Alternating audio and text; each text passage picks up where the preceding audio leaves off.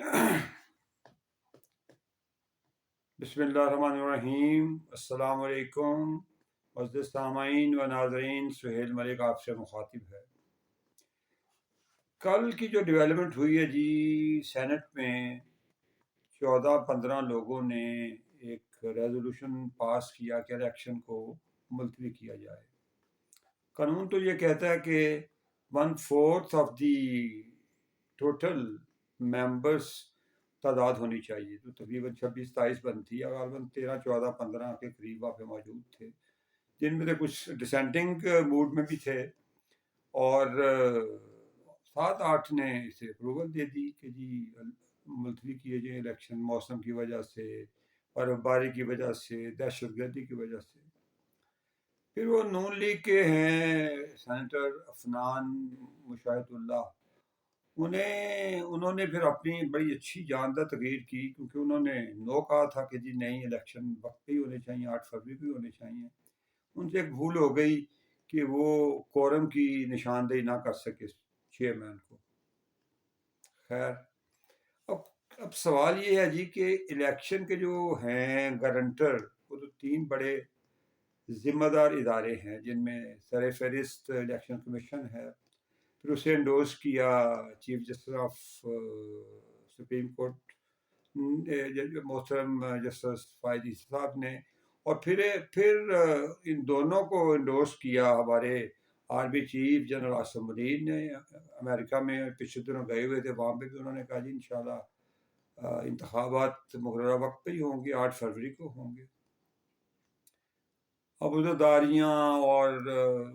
شکایات اور ان کو جو بھی ریٹیسٹ کیا جا رہا ہے، تو امید ہے کہ الیکشن 8 فروری کو ضرور ہوں گے۔ اب سوال یہ پیدا ہوتا ہے کہ وہ کون لوگ ہیں جو ان 3 بڑوں کو، جو گارنٹر ہیں، جنہوں نے کمٹمنٹ پوری قوم سے کی ہے الیکشن کروانے کی، وہ کون لوگ ہیں جو نہیں چاہتے کہ الیکشن ہو، اور ان لوگوں کو وہ عوام کی نظر میں امبیرس کرنا چاہ رہے ہیں، شرمندہ کرنا چاہ رہے ہیں۔ تو میں آئی بلیو کہ وہ عدلیہ میں بھی وہ لوگ بیٹھے ہوئے ہیں، وہ اسٹیبلشمنٹ میں بھی ہیں، وہ گورنمنٹ میں بھی ہیں، اور ہو سکتا ہے کہ ان الیکشن کی پوسٹ پونمنٹ میں نگران حکومت کا بھی عمل دخل ہو۔ تو یہ تو آنے والا وقت، اب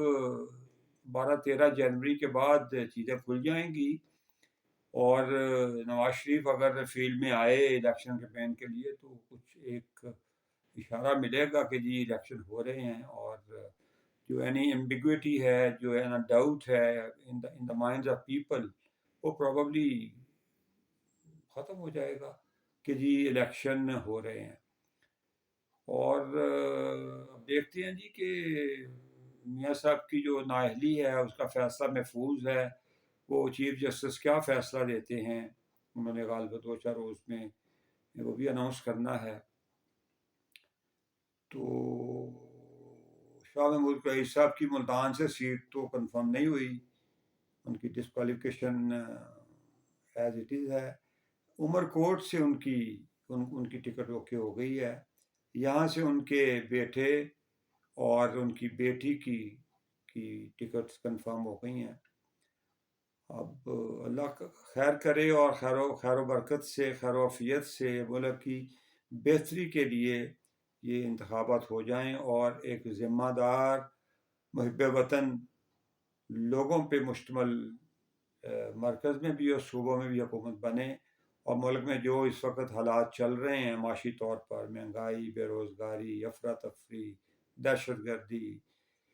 تو اس کا خاتمہ ہو سکے۔ فی الوقت اتنا ہی جی، اللہ آپ کو سلامت رکھے،